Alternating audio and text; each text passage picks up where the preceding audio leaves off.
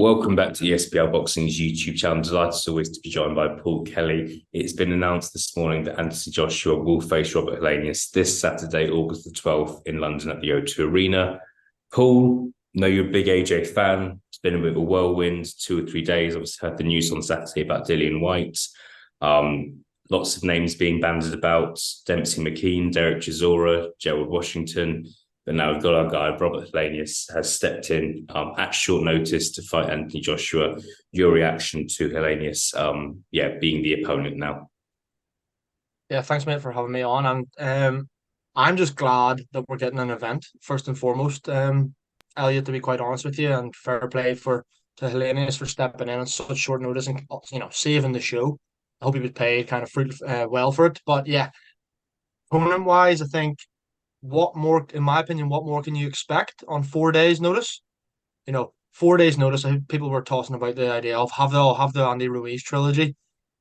If you're Anthony Joshua and you're only in your second fight with Derek James, would you fight Andy Ruiz on 4 days' notice, knowing what happened the first time you fought him? No, you wouldn't.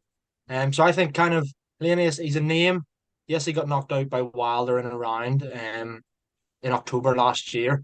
And he's had one fight since then, actually. Was it last week? But I don't think you can expect. I think as best as you can expect, to be honest with you, those names that were kind of floating about. Yeah, Gerald Washington probably on the same level. Washington obviously beat Helenius, but like I'd rather see this than the Chisora fight. I don't think you're going to take on Dempsey McKean because he's a southpaw at really short notice. Likewise, Hergovic, people were throwing names about because he was on the undercard. Again, it's probably I want to say kind of too dangerous a fight for just 4 days, such short notice. You'd want a full camp to train for those guys, or at least a few weeks. So I'm not fussed at all, mate. I think that fair play, and I'm glad the show's been saved in. To be quite honest with you. Yeah, look, I think there would have been question marks over what's going to happen with that Wilder fight if the show hadn't gone ahead. Would AJ just wait until January for Wilder? Would he wanted to kind of have some sort of fight in September, October time?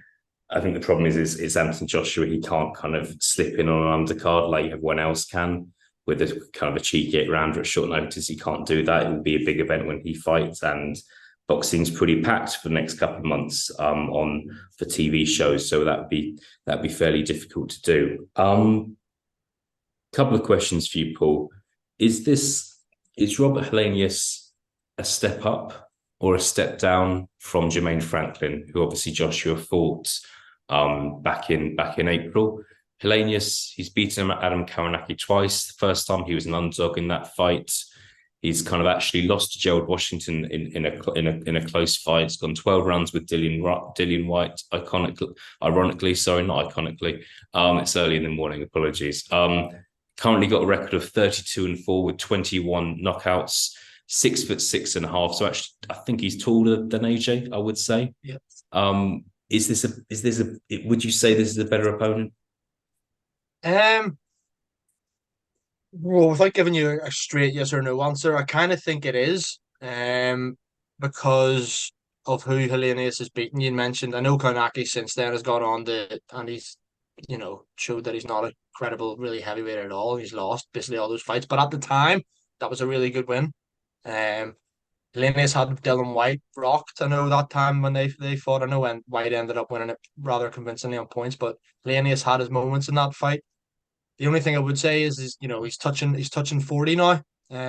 So in a sense, the youth side obviously you would favor Franklin and probably more ambition. But in terms of actual skill, I think he probably does pose more problems for Joshua in theory, given the fact that, as you correctly alluded to, Elliot, he's bigger.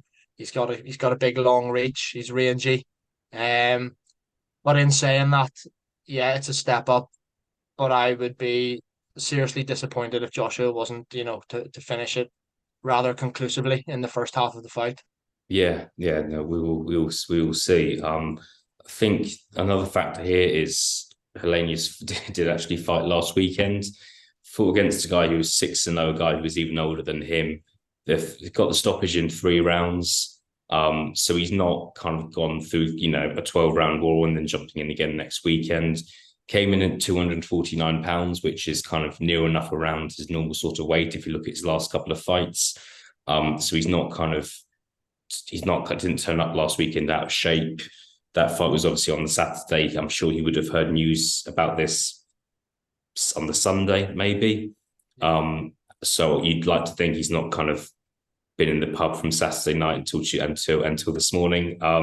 So yeah, I'm hoping to get kind of a game. Rob Helenius, who's in shape, and it's Helenius. Is it? Look, think of the opportunity this is for him. Imagine if Helenius wins on Saturday night.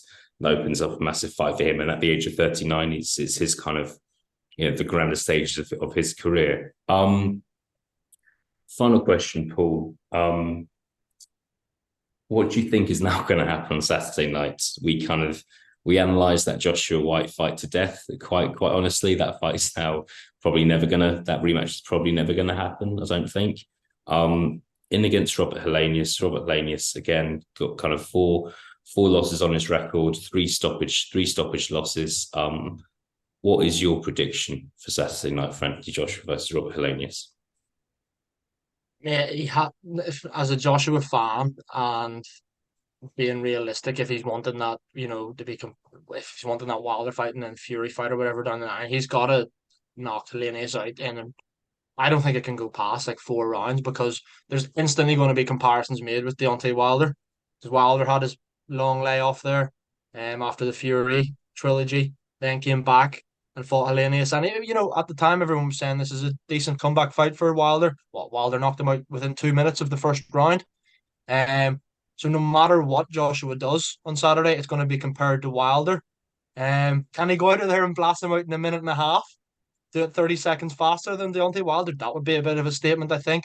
However, I don't see that happening. But for me, yeah, Helenius is game and he's a credible opponent and has the tools to be pretty awkward.